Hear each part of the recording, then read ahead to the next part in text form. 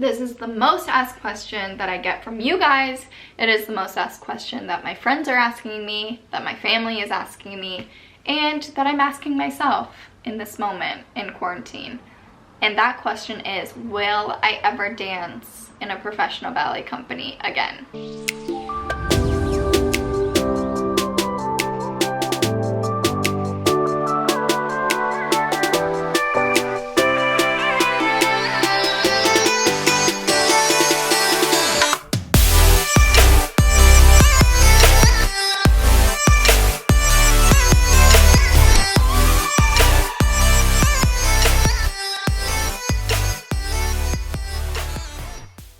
Hey guys, welcome back to my channel. If you're new, I'm Goldie and this is the Lazy Ballerina Club. In today's video, I thought it would be fun for me to sit down and do a plain and simple Q&A about my life as a ballet dancer, how I got to where I am today, and just give you guys a chance to get to know me a little bit better. So if you're new to this channel, and you haven't seen any of my videos, I usually talk about mental health in ballet, and I talked about my experience in a professional company. I talk about body image and all of that good stuff, but I haven't taken the time for you guys to get to know me and my journey and all the details that you all ask me on Instagram or TikTok or wherever you follow me.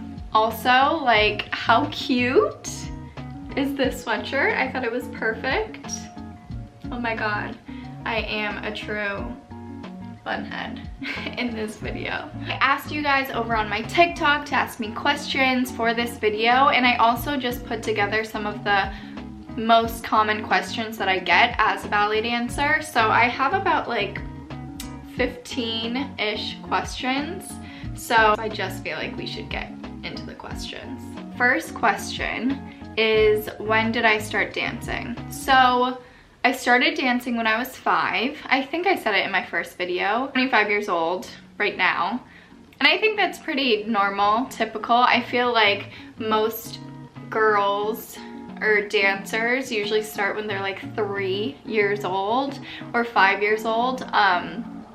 And I feel like with anything that you do or want to make into a career, you kind of need to get going. My situation was a little more unique because dance, performing, all of that kind of runs in my family. So my grandma was a dancer. She actually had her own dance studio in New Jersey. My mom was on Broadway. So I just feel like it was natural that I just hopped right into ballet and dance and that entire world so young. Okay, the next question is, what age did I go on pointe? So everyone goes on pointe at a different age, I feel like. I got my first pair of pointe shoes when I was 11, and I think that's like a pretty normal age. It all depends on your strength in your feet, where you're at in your dance training, what your teacher thinks. I remember I actually went on pointe and got my first pair of pointe shoes at one studio,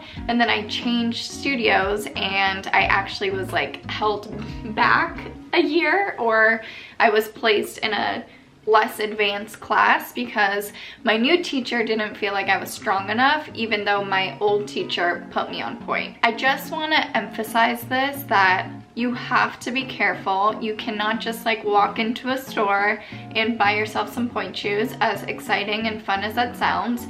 You definitely have to listen to your teachers, work really hard, strengthen your feet to actually be ready to get those pointe shoes in like a safe way. But I will say the day that you get your pointe shoes is probably like the most exciting day of your ballet career. I still remember the day. I remember being fitted. I remember putting them on. I honestly feel like I slept with my pointe shoes. You dream about the day that you get your first pair. You know that that is like a huge moment.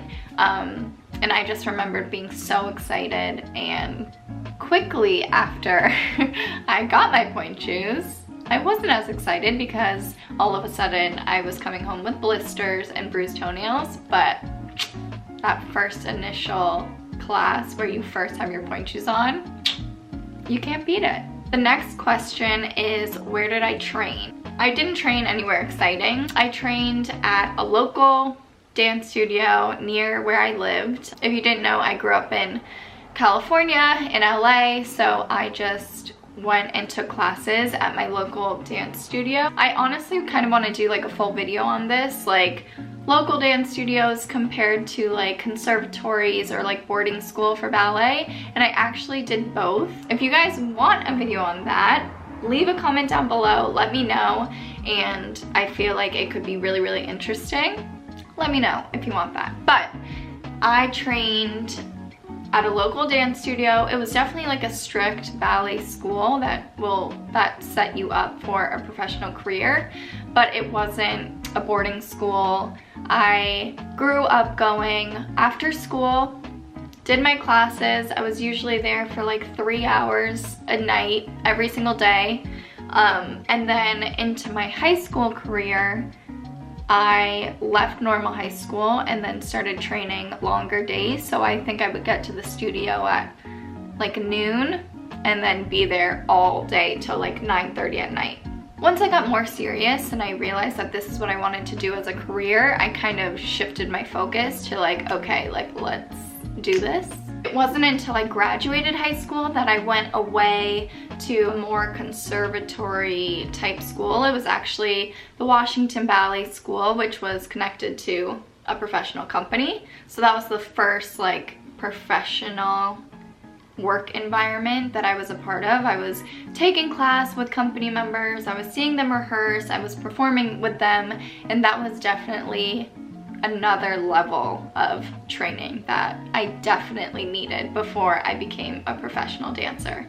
The next question is, how did I become a professional? Like I just said, after high school, I went to a more structured, serious ballet school to train. So then that year, around December, January, I started auditioning for companies. Like all of us ballet dancers, we send our stuff to ballet companies or we go to cattle call auditions, and I was actually living in DC, so I just hopped on a bus to New York and I pretty much had an audition every single weekend from January to like April, which is a lot. But I got my first contract in a cattle call audition, and that is definitely another topic that I can talk about if you guys are interested. Like cattle call auditions compared to company class auditions, because auditions are crazy and getting that first contract is probably like the hardest thing that you'll have to do. But once you have the contract, getting that next contract doesn't feel so intimidating. Okay, this question is so annoying, but I feel like I had to throw it in just to like put it to bed, even though I'm sure I'll get this for as long as I live. Is being a ballet dancer anything like Black Swan? If you haven't seen the movie Black Swan, it's about crazy ballet dancers. And I feel like whenever like a normal person asks me like what it's like to be a ballet dancer, I feel like that's all they think about. My answer is always no. My answer is always like, obviously there are some people that are a little cuckoo in the head, but for the most part, like it's not at all like Black Swan. But honestly, like the more that I think about it and the more that I like am removed from company life, it is pretty crazy. Okay, another question that I get all the time, or if anyone hears that I'm a ballet dancer, this is the question that follows. The question is, do I have to be on a diet to be a ballet dancer? And I just feel like this question is so annoying. There's like this weird stigma around ballet dancers and eating disorders that like is not it. Every single person is different. Every single person eats differently. Every single person likes different foods. Their body reacts to foods in a different way. So I hate this like blanket comment that like all ballet dancers have to be on a diet, or all ballet dancers don't eat, or all of the drama surrounding ballet dancers and food. Personally, I have been very lucky with a fast metabolism. I am known to be the dancer eating a slice of pizza before rehearsal, running to Chipotle before class. Like I should be better and I should eat healthier, but I just like love a good cheeseburger. I just feel like the whole like ballet dancers only eat like kale is like so old. I mean, we eat food, we have to fuel our bodies to actually have energy. So yeah, that's the tea. Next question is, what is my dream company? As I've gotten older and as I've gotten actual professional experience, this has also changed, and I don't think I have a dream company like I used to. I think when I was younger, obviously I looked at ABT or New York City Ballet or San Francisco Ballet as like, oh my gosh, like that is the dream. But what I have found as a true professional and going to take company class or having friends in those dream companies, it doesn't really matter about the name, and it doesn't really matter about the prestige of a specific company, just as long as you're being respected and you're valued and have a good relationship with the artistic staff and the people around you. That is my dream company. We put so much focus on the name of a company or their level of attention that we like sacrifice what we actually need as dancers or as human beings to actually be happy in a work environment. And I think that is a huge thing that goes with like the professional field and ballet, like as a whole, that sometimes we forget about. I think that's like a long answer to say that I guess I don't really have a dream company. I don't know. What are my goals outside of ballet? I think like the main goal for like anyone in life is to be happy and to be fulfilled and to feel good in my life, as simple as that sounds. I think my biggest goal is to just have a well-rounded, healthy life. Another goal is to keep growing this YouTube channel and connecting with you guys and turning Lazy Ballerina Club into a bigger brand, maybe eventually as I transition out of ballet, potentially as I maybe audition for other ballet companies, wherever the world may take me. Next question is, did I do competitions and thoughts on YGP? The short answer is yes, I did competitions. I did YGP, I did like other like janky competitions. I definitely was not a competition dancer, but I did competitions. There are obviously pros and cons to competitions. Overall, I have really positive memories of my competition days. I think they're super fun. Some are like less stressed than others, so it's just like a chance to get on stage and perform, which is always like the highlight. And then there are other competitions that are a little more stressful, like YGP, but kind of like what I was saying with the question before this, if you take yourself out of like the results of the competition, I am telling you, you will enjoy it so much more. If you just think about this is a chance to dance on stage and perform instead of this is a chance to win top platinum gold star power, you'll enjoy yourself so much more. And fun fact, you'll probably dance better. I definitely have thoughts on YGP, and leave a comment down below if you want me to get into my YGP journey, how I feel about it, and tips and tricks on how to survive YGP, because I think that would be really interesting. And for my last question, this is the most asked question that I get from you guys. It is the most asked question that my friends are asking me, that my family is asking me, and that I'm asking myself in this moment in quarantine. And that question is, will I ever dance in a professional ballet company again?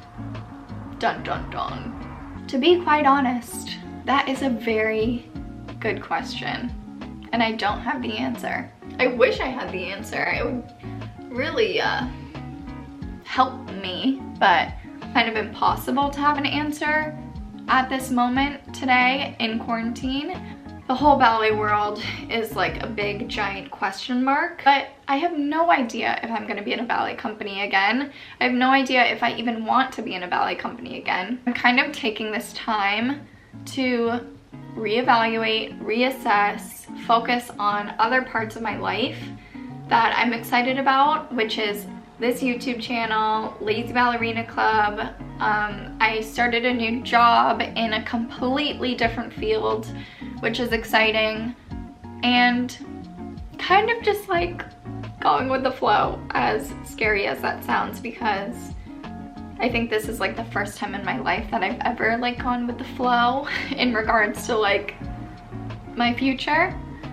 I think as ballet dancers, if your goal is to be in a professional company, you're pretty much like on that track and you really have no time to think about anything else. And then quarantine happens and then you have all the time in the world to think about everything else. It's been really fun to dissect all of those feelings. I don't know. I really don't know. I really don't know, but I guess it'll be interesting to see what happens, and you'll find out as soon as I find out, which is exciting. And yeah, that's it for today's video. I hope you enjoyed these questions. It was actually really fun to answer them, and if you want me to do more of these questions, feel free, DM me, comment down below, follow me on Instagram, do all the things. And like always, if you haven't already, subscribe down below, give it a thumbs up, and I will see you next week. Bye guys.